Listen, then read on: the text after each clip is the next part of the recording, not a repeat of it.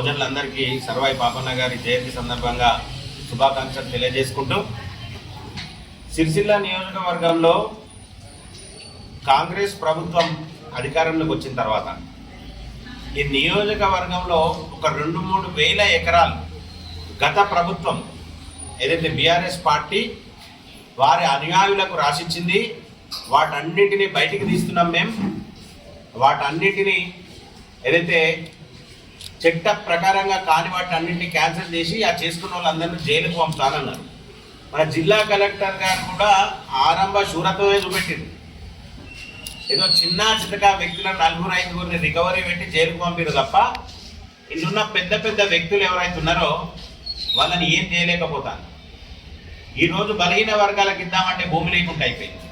Congress party నాయకులేమో 2,000 ఎకరాలు 3,000 ఎకరాలు వీళ్ళు కబ్జా చేసిర్రు, వాళ్ళందరినీ రికవరీ పెడతామని చెప్పి కాంగ్రెస్ వాళ్ళు అంటారు.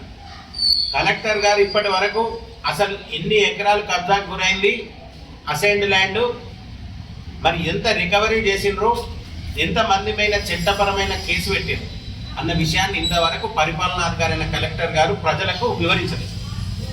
మరి ఏం జరుగుతుంది ఇక్కడ అన్నది తెలుసుకోవాల్సిన అవసరం ఉన్నది. మేము భారతీయ జనతా పార్టీ నుండి డిమాండ్ చేస్తున్నాం, ఎన్ని ఎకరాలు కబ్జాకు గురైంది, మరి ఎంత రికవరీ చేసిందో కలెక్టర్ గారు చెప్పాలి. మరి జిల్లా కలెక్టర్ గారు ఏమైనా లోపాయి గారు ఒప్పందం చేసుకున్నారా బీఆర్ఎస్ పార్టీ నాయకులతో? మరి గౌరవ శాసనసభ్యులతో ఏమైనా లోపాయి గారు ఒప్పందం చేసుకున్నారా? చిన్న చిన్న వ్యక్తులనే తప్ప బడా బడా లీడర్లు ఎవరైతే కబ్జాకు గురి చేసుకొని అసైన్డ్ భూములు అసైన్మెంట్ కమిటీకి సంబంధం లేకుండా అధికారుల మీద ఒత్తిడి తెచ్చి ఎవరైతే కబ్జాలు చేసుకొని పాస్బుక్లు పొంది అనుభవిస్తున్నారో వాళ్ళందరినీ చిట్టా బయటికి తీయాలా. ఒకరికి ఒక న్యాయం, ఇంకొకరికి ఒక న్యాయం అన్నట్టు కాకుండా ప్రతి ఒక్క వ్యక్తికి చట్టపరంగా శిక్ష అనుభవించే విధంగా. ఈరోజు నిన్నగాక మొన్న ముస్తాబాద్లో మా మండల అధ్యక్షుడు ప్రెస్ మీట్ పెట్టి చెప్పిండు, 410 survey number, 608 survey number. 608 survey నెంబర్లో 100 ఎకరాల అసైన్ ల్యాండ్ ఉంది, దాని అంతా కబ్జా చేసిరని చెప్పి. 604 సర్వే నెంబర్లో 410 సర్వే నెంబర్లో సుమారు 50 ఎకరాలు కబ్జాకు గురైంది, స్టోన్ ప్రెషర్లు పెట్టిరని చెప్పి దాని మీద ఎంక్వైరీ లేదు.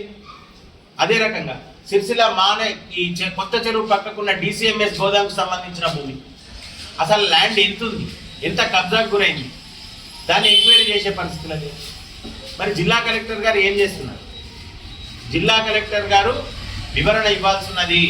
డిసిఎంఎస్ గోదాంకు ఎంత ప్రభుత్వ భూమి ఉన్నది, ఎంత కబ్జా గురైంది, ఎంత అందుబాటులో ఉంది, దానికి వివరణ ఇవ్వాలి. అదే రకంగా జిల్లా కలెక్టర్ గారు అసైన్డ్ ల్యాండ్ ఎంత ఉంది, ఎంత కబ్జా గురైంది, ఎవరెవరి పేరు మీద చర్యలు తీసుకున్నారు, మిగతా వాళ్ళని ఎందుకు ఆపుతున్నారు, పెద్దలకు ఒక రకంగా చిన్నలకు ఒక రకంగా వ్యవహారం చేస్తే భారతీయ జనతా పార్టీ ఊరు. ఇంకొక విషయం ఏంటంటే ఇప్పుడు కూడా మున్సిపల్ స్పెషల్ అధికారిగా కలెక్టర్ గారే ఉండి ఉంటారు.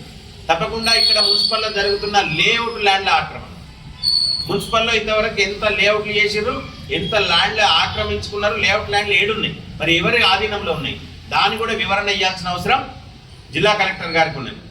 మరి ఈరోజు మేము సహకరిస్తామని ఎంతవరకు చెప్పినా కానీ మమ్మల్ని వాడుకునే పరిస్థితిలో జిల్లా కలెక్టర్ గారు లేదు. రానున్న రోజుల్లో ఈ అసైన్డ్ ల్యాండ్ ఏవైతే ఉన్నాయో బలహీన వర్గాలకు కాకుండా పెద్దలపై చేసిన దాన్ని వీరిగిట ఎంత కబ్జా అయింది, ఎంత ఉందో వివరణ ఇవ్వనట్లయితే భారతీయ జనతా పార్టీ నుండి కలెక్టరేట్ ముట్టడి ప్రోగ్రాం తీసుకుంటామని చెప్పి పాత్రికేయ మిత్రుల సమావేశంలో తెలియజేస్తున్నాం. భారత్ మాతాకి జై.